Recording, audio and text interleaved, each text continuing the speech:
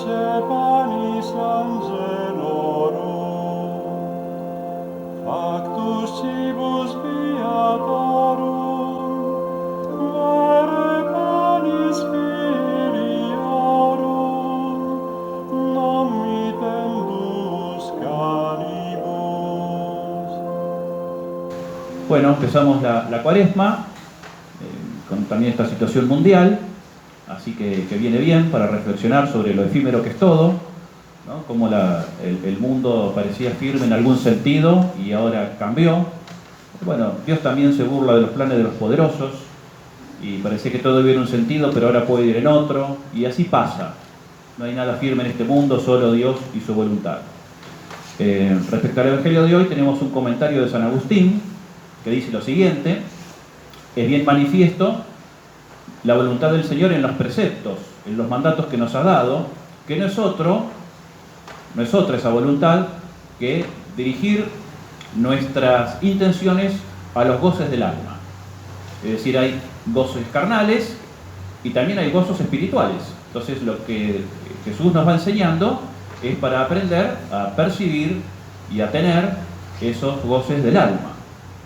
No sea que buscando la recompensa en esta vida nos conformemos, con las cosas de este mundo, perdiendo la promesa de una felicidad más sólida y firme. Tanto más sólida y firme, cuanto más íntima. Es decir, tiene que ver con nuestro interior, con lo que pasa dentro nuestro. Aquella para la cual Dios nos eligió a fin de hacernos conformes a la imagen de su Hijo.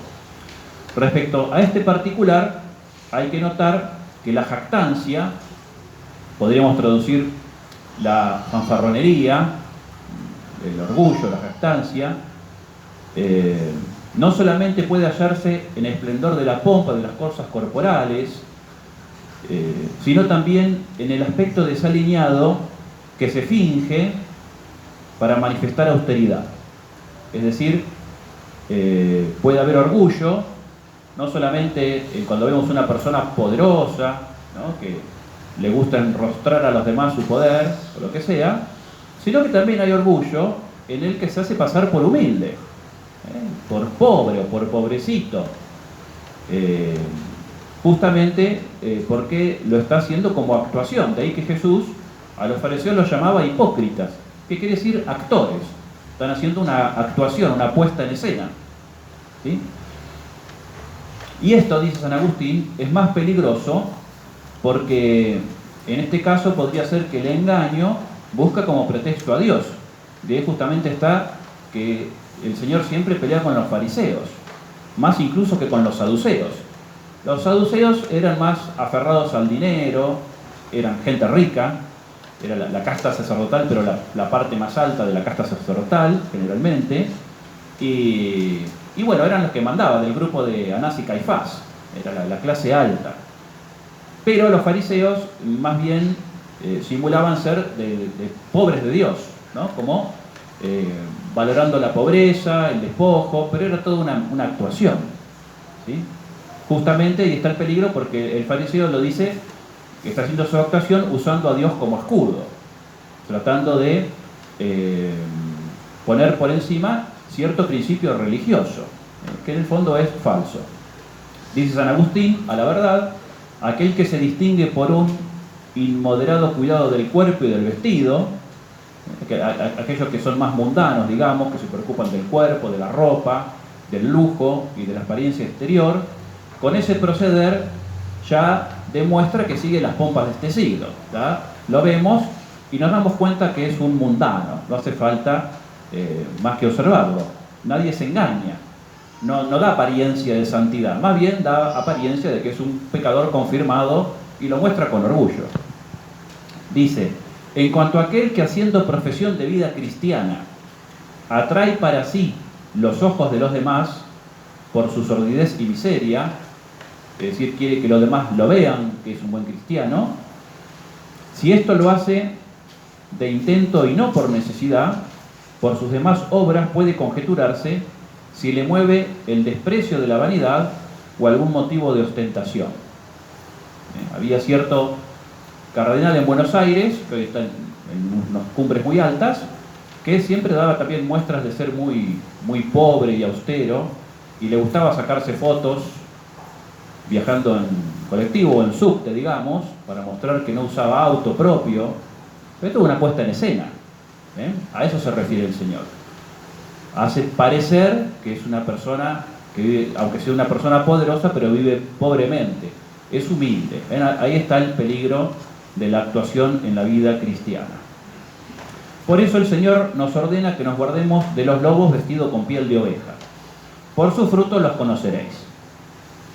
La experiencia nos enseña, dice después San Agustín, que cuando a los tales les faltan las ventajas con aquellas ficciones, suelen o piensan conseguir, ellos mismos descubren muy bien si son ovejas o lobos vestidos con piel de oveja. Un cristiano, no obstante, no debe atraer las miradas de los hombres con adornos superfluos, pretextando que frecuentemente los hipócritas se encubren bajo el exterior austero y pobre para engañar a los incautos. Es decir, el hecho de que haya personas hipócritas que usan la austeridad como una herramienta política, digamos, no nos da derecho a despreciar la austeridad y decir, bueno, entonces yo no voy a vivir como austero para no ser como esos hipócritas, así que me voy a dar la gran vida. O por ejemplo, como los hipócritas hacen ayuno, bueno, yo no voy a hacer ayuno, porque eso hacen los hipócritas. Dice San Agustín, no, ojo con ese pensamiento. No porque los lobos algunas veces se pongan piel de oveja, las ovejas tienen que despojarse de la suya. Van a escuchar también gente que dice, ¿no? Yo no voy a misa porque a la misa van los hipócritas. Como si no hubiera lugar para un hipócrita más acá. Pero eso es un pensamiento errado, ¿no? También nosotros podemos pensar, bueno, no hago tal cosa buena porque los hipócritas hacen esas cosas buenas. No, las cosas buenas hay que hacerlas, justamente porque son buenas. Simplemente hay que hacerlas bien orientadas, como Dios las pide. Bien, otra meditación dice que podemos preguntarnos, esto ya no es San Agustín, ¿qué valor y sentido tiene para nosotros los cristianos privarnos de algo, en el caso del ayuno, que es bueno y útil, ¿no? Obviamente que la comida es necesaria. Bueno, la Sagrada Escritura y toda la tradición enseñan que el ayuno es una ayuda para evitar el pecado. Por esto, en la historia de salvación, encontramos en más de una ocasión la invitación, el pedido de Dios para que hagamos ayuno. Puesto que el pecado y sus consecuencias nos oprimen a todos, el ayuno se nos ofrece como un medio para recuperar la amistad con Dios. Bien.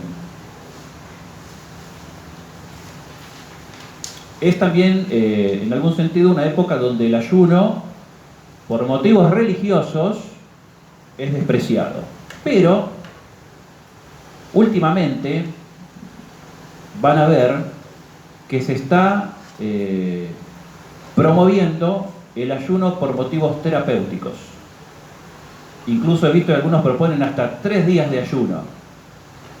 No lo hacen por Dios, ¿no? Sino porque hay cierta explicación de que la hago corto porque no lo sé explicar médicamente, pero básicamente que el cuerpo, al empezar a tomar nutrientes porque no los tiene de otras partes, se purifica de algún modo y rejuvenece. Es decir, determinadas células que provocan el envejecimiento son comidas por el organismo en el momento cuando el ayuno se prolonga como un medio de sobrevivir. Y eso provoca entonces una serie de beneficios para la salud increíbles. Entonces fíjense cómo por ese lado el mundo descubre el ayuno, lo mundano, digamos, ¿no? Por un fin de, no para agradar a Dios, sino para mejorar la vida natural. Bien, el verdadero ayuno, como dice muchas veces nuestro Señor Jesucristo, consiste sobre todo en hacer la voluntad del Padre. Ese es el principal. No tendría sentido hacer ayuno y después desobedecer lo que Dios pide. No tiene ningún sentido. Él mismo nos da ejemplo al responder a Satanás después de los 40 días que hizo ayuno, no solo de pan vive el hombre, sino de toda palabra que sale de la boca de Dios. El verdadero ayuno, por consiguiente, tiene por finalidad comer el alimento verdadero. Nos privamos del alimento físico, pero nos nutrimos de un alimento superior, más nutritivo, también para el cuerpo, obviamente, porque redunda en beneficio de todo mi ser. Y ese alimento es la voluntad del Padre, como dice el Señor también en Juan 4:34, justamente cuando los apóstoles se le acercan para darle comida, estando en el pozo de agua, y dice: yo tengo un alimento que ustedes no conocen. ¿Pensaban ellos, le habrá pedido a alguien de comer?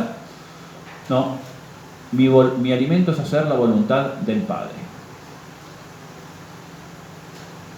Bien, los padres de la Iglesia hablan de la fuerza del ayuno.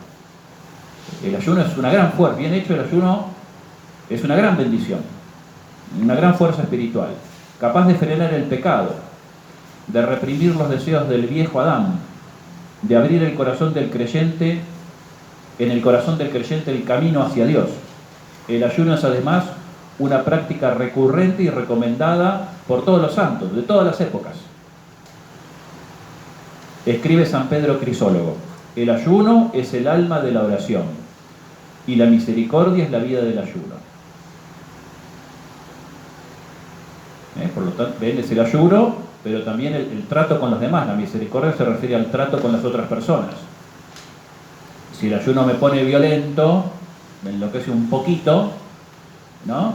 Y ya me pongo mal y trato mal, tampoco ahí tiene mucho sentido. Tiene que servir justamente para moderar el carácter y suavizarlo. Por tanto, dice San Pedro Crisólogo, quien ora, quien hace oración, que ayune. Quien ayuna, que se compadezca, que tenga compasión, que preste oídos a quien le suplica. Porque si lo hace, Dios lo oirá a él.